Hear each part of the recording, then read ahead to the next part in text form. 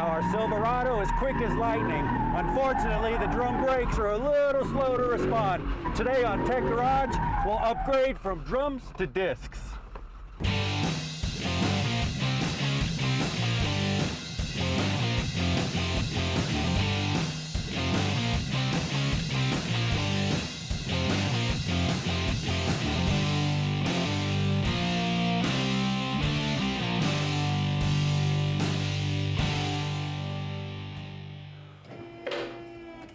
Welcome to Tech Garage, presented by Advance Auto Parts. Well, last season we tricked out our supercharged truck from the front all the way to the rear. But you know, after driving it for a while, I saw one thing that was missing. I sure would like to have disc brakes back here instead of these drums. But you know, Brian, that year they didn't even offer disc brakes. No, and you know what? This is a project a lot more guys are tackling these days, the old-fashioned conversion. And there's a reason why. There's so much better stopping power and braking power at the corner of every vehicle when you've got four-wheel disc and rotor combos. You think about when you're stepping over rocks off the road and maybe you have one wheel up, one wheel loose, and the other three are doing all the heavy lifting. You're really thankful you have this type of combination in that regard. Now our drum brakes back there, you got these fins right here. We're not dissipating any heat. Also, if you look inside of this thing, yeah, they're leading trailing. They're going to stop, but they're not going to do near the clamping force that these disc brakes are going to do. But most important to me, Brian, I want to look through those dub rims and I want to see a good-looking high-performance caliper. It is going to look great, John, but you know, here at Tech Garage, we are all about that performance, and that's exactly what we're going to gain. This job isn't all that hard, but you got to have the right tools, you got to have the right know-how, you got to be patient, and you got to have the right parts. I think we have all that lined up, so I'm going to jump in. Yeah, well, we had a couple options. I mean, we could have did a disc brake conversion, a whole kit, but you know, Advanced Salvage hooked us up with a whole differential. It's a Tahoe differential, so there's some differences, but we're going to make it happen. I'm going to go over there and peel some parts off while you start on this one. I'm going to jump in. So there's a couple things here that we need to be considerate of. Some parts, some of the removal process. Ultimately, we're going to open up the differential cover, then we're going to pull both axles, then remove the axle shafts. Ultimately, we're going to lose these backing plates and replace them with caliper mounting brackets. Not terribly hard to do. And of course, while we're in there, we're going to replace all the bearings, outer axle bearings. Again, right tool matters a lot in that particular job. So I'm going to go ahead and get a few differential bolts out, get my drain pan in here, and get this underway. And John's going to tell you how this whole assembly is actually going to work. While Brian's ready to get his axles out, let's take a look at our donor differential that Advanced Salvage sent. Now this one's from a Tahoe, same year, make and model, but see, it's coil spring suspension. So you got some different bracketry here for the coil springs along with the shock absorbers. But I went ahead and took our axles out already because what we're going to be using is actually these covers right here, and that's what we need. The whole clip right here that's going to house the disc brakes and get rid of our drum brakes. So we'll take that off in a minute. But before we get to that, let's understand how a differential works. What it does, it's actually transferring the power 90 degrees down to the wheels. And there's a couple components inside of here. You can see this whole carrier assembly. Now this carrier assembly houses the ring gear, and the ring gear is located right here. And then coming in from the drive shaft is bolted to what's called the pinion gear. Now the pinion gear contacts the ring gear, and that's what turns it. Now you heard a 373, 411, 456 gear ratios. That's determined by the number of teeth on the ring and pinion. The smaller the gear ratio, the higher, the faster you're going to go, or the slower you're going to go, depending on the differential setup. Now, it's real important. I want to share a tip with you. These bearings inside of here, they get a lot of wear and abuse, so that's why it's so important to make sure that you change the fluid. The bearings are turning, you got a crush collar right here, and everything in there has to move. It's metal-to-metal contact, and the only thing that's actually lubricating it is the fluid in the differential. Now, one other thing I want to show you. I actually want to pull this pin out here that keeps the axles in. I'm going to slide that out. And you probably heard of spider gears and side gears. Well, I can spin them around here and take them out. These are the actual spider gears that go around, and then you have the side gears right here. And what that does, it allows the axles to turn at different speeds when you're turning. If you didn't have those, you'd have some wheel hop or bounce as you're going around a turn, and you don't want that. Now, that's a good look of how a differential works. Brian's working on his. Let's check in and see how far he's gotten. Diff cover's off, the fluid's out, we've got the pinion shaft out. There's only one retaining bolt holding that in place, and I gotta be honest, sometimes you spend some quality time beating and banging to get these out, but this actually came out pretty fluidly, so I'm happy about that. The next step is to get these axle retaining clips both removed. Now, on the Silverado, we've got an Eaton locker rear end. What that means is, to get the axle compressed, you may have to take your left hand and work that locker, your right hand and work the axle shaft, to get it positioned so the axles can squeeze in so you can get those rotating clips off. And of course, this is a very expensive tool to harvest those clips. It's a magnet. So I think I've got this clip right where we need it. I'm going to come up in here, pull it. There's your clip. Looks just like a horseshoe. Take care of these. You're going to need these on the reassemble. Okay, so this axle's free. I'm going to come over, give it a yank, pull it right out, support it on the way. Axle number 1 out, 1 to go. Backing plates are coming off during the break. Stay with us on Tech Garage, presented by Advanced Auto Parts.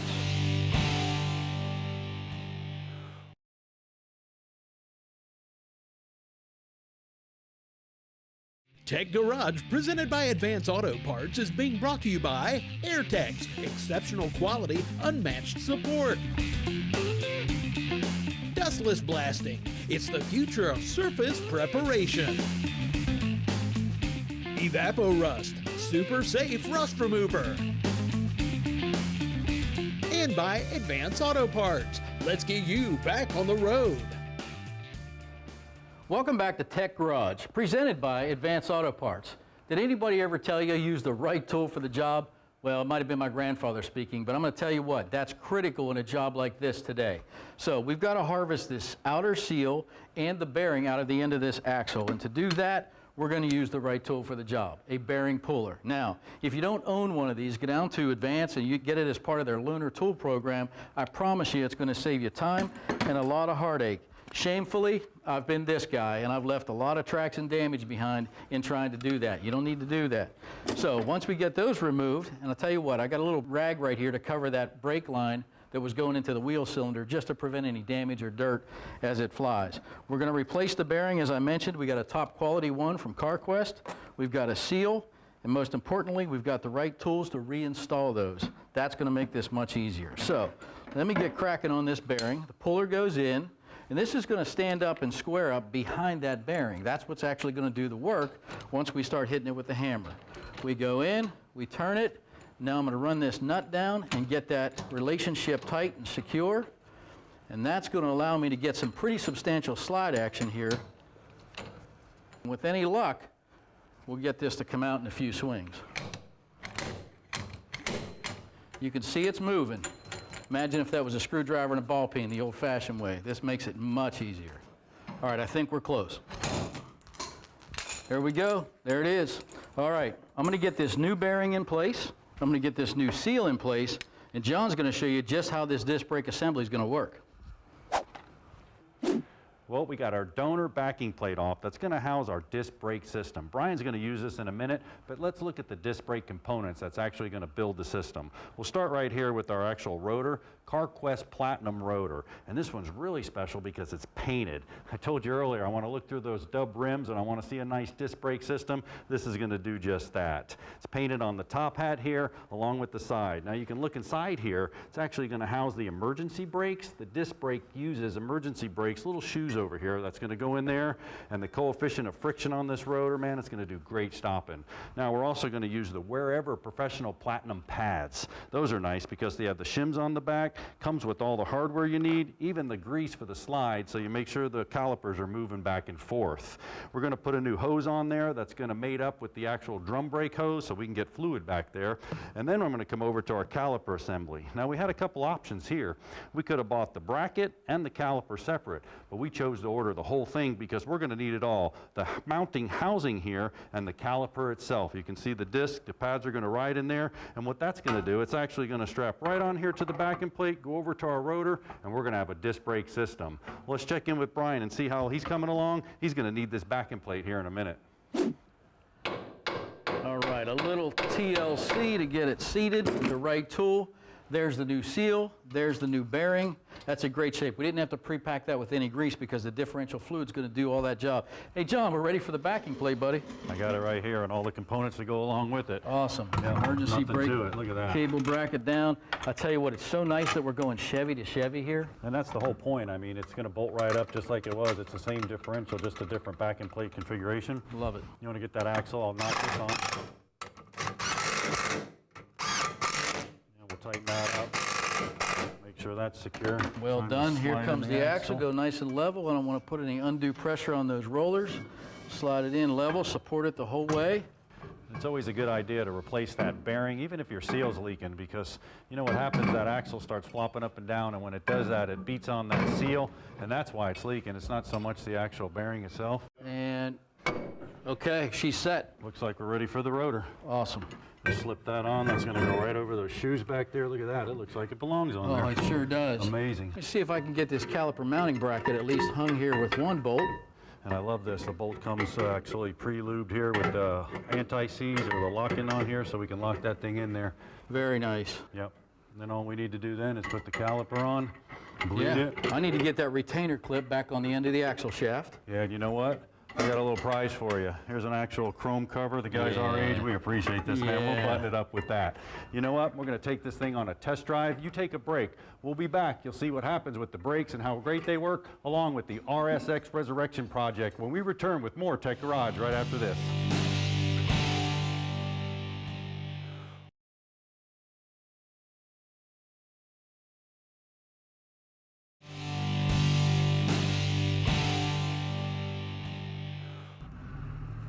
Well, I tell you what, no squeak, squeals, or rattles, or bangs. It all seems pretty good on this conversion.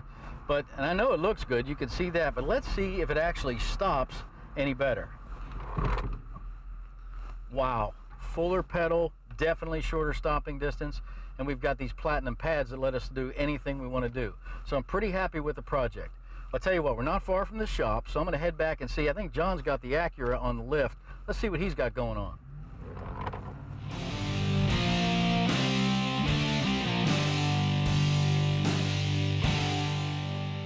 Well, we got our project, RSX Resurrection, in the shop, up on the lift, and we had to do some rear brake investigating. Why? Well, last week we put that clutch in it. We took it out for a test drive, and with some aggressive driving, we got those front tires smoking. Man, the clutch is working good. Problem, got back to the shop, had a little smoke coming out of the rear wheels. Front wheel drive car, not good. But actually very common, and let me show you why. This car has an integral parking brake in the disc brake system. Well, what is all that about? Well, check it out down here. Here's a normal caliper right here, and you can actually see it. Fluid goes right behind this piston, it pushes it over, the square cut seal pulls it back. Now, you're probably familiar with either pushing it back with a tool like this, or actually a C-clamp. All of us have done this before. You just push it back in its bore, the fluid goes back, and it's fine. Well, on this RSX and a lot of cars with integral parking brakes, not the case. You can see it right here. What do I mean by integral parking brake? Well, you can see the mechanism right here. So what happens when you hit the parking brake, you're actually moving this little screw and nut lever in here. It can be a ball or nut or a screw and nut here. This one actually has a little screw, and if you look down inside of there, you can actually see the screw. Well, that's a big problem if you try to push it back. So if you use a C-clamp or actually one of these tools to shove that back in there without twisting it, it's going to stick every time you're ruining the caliper. Well, what do we do? Real simple. Go get you a tool set like this, and what this does, it actually goes together, and this is going to twist and push at the same time. You can see the little notches on the caliper assembly itself. I'm going to put this down, and I'll show you little notches right here. That's another indication that you know you have an integral parking brake in there, because they give you the notches to wind it back. So if I put that down like this, and I just tighten this up here, I'm going to hold constant pressure on the piston, but I'm not going to retract it. How I'm going to retract it is I'm actually going to spin it. And when I spin it, you can see it moving back in its bore. Keep pressure on it, spin, keep pressure on it, spin, and it's going back real nice. Guess what? No problem. Your fluid's going to push it, your e-brake's going to come out. You're not going to have the smoking on the actual rear of the car like we had. Now, I've been guilty of this before. If you don't have the tool and you're in a tight, you can take some needle nose pliers and try to spin it back in, but the key is make sure you're spinning it in there and not pushing it in with the C-clamp. Now, Bryan's going to go ahead and replace the whole caliper assembly. We're also going to do a hose. I know Bryan, he's probably going to do some autocross driving, but let me give you one more tip before we check in with him. Hoses have to hold a lot of pressure, up to 4,000 PSI, and a lot of times they're double line hoses. You can see this one on the inside here. It's actually got some fraying and some blown out there. It could have been collapsed and you might not even see it. Here's a good trick for you. got an actual assembly right here and my rotor. So if you go to the rear or the front of the car for that matter, and you're pulling on the rotor and it's not moving, it's frozen, just simply come over and open up your bleeder. If you open up your bleeder screw and your rotor then spins free, then you know the hose was collapsed. Why? Well, the piston retract, the fluid came out, and it spun. If you open up the bleeder and it's still frozen, you probably need a caliper. Well, RSX, I'm sure Bryan wants to do both of them with his aggressive driving style. Let's check in with him and see how he's progressing. What is this aggressive driving style John's talking about? All right, it's possible there's some truth to that. The way we got this rear smoking to begin with was on the test drive, we were doing a little e-braking to see where we were. We've got a problem. So I did the exact same diagnostic. I cracked the bleeder valve on this old caliper. It didn't move. Clearly time for a replacement. Now, you'll remember we upgraded the rotors and the pads previously, but it's time for all new hardware back here. What we're doing is buying ourselves some insurance no matter what type of driving we're doing. So we're going to replace the brake hose, new caliper mounting bracket is already in place. Not hard to do, but you got to have the right tool for the job. So here's the new caliper with the new brake hose pre-connected. You can see the new seals. This is torqued to spec. I've got the bleeder valve shut, so I'm not going to drip out any fluid once I make the connection. And I'm going to go ahead and run this hose right through here and get it close. And then hang this caliper right here and even get a bolt or two in so that it's steady and in place. Of course, that caliper piston's retracted with the right tool, just like John showed us. There we go. Okay. And if you've ever pulled one of these rusty retaining clips, you've either punched yourself in the nose or maybe busted a knuckle. Chief Tech Chase has the right tool for the job. Come up here and pull. There's the old retaining clip off. Make sure you use a tubing wrench for this coupling. Disconnect, come up, crack it loose. Again, I've got this end of the new hose down here out of harm and dirt's way. Okay. Out with the old, up in with the new. I saw 2 drops come out, but that's not going to kill us on the rebleed. And get this button back up. Again, you want to make sure that bleeder valve is closed, which we did. Okay, seated. So let's get this old caliper out of here. There's the shop's best friend, the bungee. Get this out of the way. Okay, let's come on down. There's one bracket bolt here on this new brake hose. We're going to get it in place to hold it and secure it. Then down here at the e-brake connection, it's real simple. So this tab comes up over and hooks in, which I like to pre-connect here. And then we'll come back and add, there we go, it sits down over. We'll add the 2 bolts into the bottom of the bracket, which go right here. Very simple to do. We'll join John in a minute over at Bernie's Speed Shop, so stay with us. We got more to come on Tech Garage, presented by Advance Auto Parts.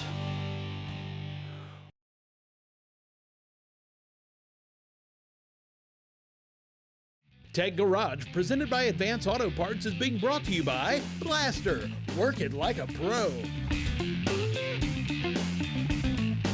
Steel Rubber Products, quality crafted rubber parts and weather stripping. Clamp Tight, the clamp making tool. And by Advance Auto Parts. Let's get you back on the road.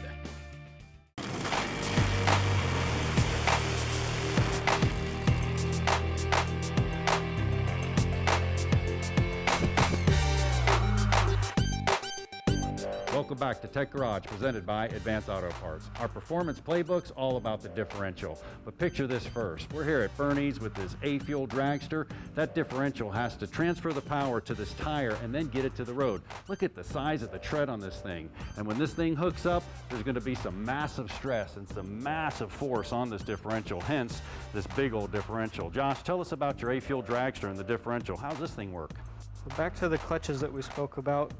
It actually transfers the pressure gradually through the drive shaft to the pinion gear and begins to spin the differential, transporting all of the power to the axles. Now, you also monitor drive shaft vibrations, I know, with this much force. Yes, sir. It's a 290 gear ratio, so it takes a lot of power just to turn the wheels. Let's check out what Drew's working on. Remember earlier we did a drum disc conversion on our Silverado? Well, he's doing some upgrades right now. This is our 41 Ford. Originally came in as a straight axle drum brake truck. We upgraded it, pulled the straight axle out, and put the Mustang 2 front end under it. entails new cross member, upper and lower A-arms, spring, internal shock. Gives a lot better ride, handling's a lot better. Go from installing the spindle, and we go down to our local Advanced Auto Parts and get our rotor. We get our caliper, get all our bearings, our cap. You can utilize anything from the Mustang that is an upgrade. You can put the slotted rotors on, you can put the other calipers, the more pistons, you can go with the better brakes. Sky's the limits with the Mustang too. That's the lowdown from Bernie's. Now it's time for the email question of the week. John Jody from Roanoke, Virginia emailed us this week with a 2009 Dodge Ram 1500 four-wheel drive that's pulling to the right but only under braking. Said she looked at the pads through the wheel. They looked pretty good, but that thing's pulling to the right just during braking. The key word there, during braking. You know, we talked about alignment. That's probably not the issue. Because you're braking, it has something to do with either the suspension components moving or the brake system itself. I can give you some tips, Jody, that deal with just the brake system.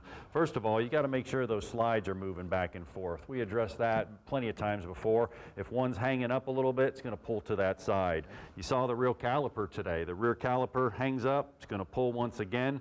And important, coefficient of friction. That surface between the pads and the rotors. Yep. You get two, we got slotted here, we got regular. It's obviously going to pull to the higher coefficient of friction. So you got to make sure the rotors are good and equal and they're in good shape also. Your pads, you got any contamination on a pad? Brian, a lot of people think I get oil on there, it's going to slip. It's actually going to grab. Yep. It's going to pull to that side. And then the hoses was concerned. Showed you how to diagnose that. That's going to cause a pull as well. And if it's a four-wheel drive vehicle, chances are it's been off-road. There could be all kinds of contamination in there. But you know what, Jody? Pull the wheels. You can get a pretty good visual inspection on a Dodge with a setup like that. Have somebody hit the pedal and you can see if that caliper's traveling. And don't forget the age-old test. If you crack the bleeder and the rotor spins, then you've got a hose issue. If you crack the bleeder and it doesn't spin, then you've got a caliper issue. So those are, you know, just checks you can do in your driveway. I'll tell you what, our Silverado was a beast after that conversion. Yeah, you got to drive it. Yeah, I can't wait to drive it. Hey, if you want to check out more about Tech Garage, just follow us on Twitter, Facebook, or YouTube. Like always, thanks for watching Tech Garage, where we get you back on the road. Production assistance for Tech Garage is provided by Chipola College, located in Marianna, Florida. Founded in 1947, Chipola was recently ranked as one of the top 3 community colleges in the United States.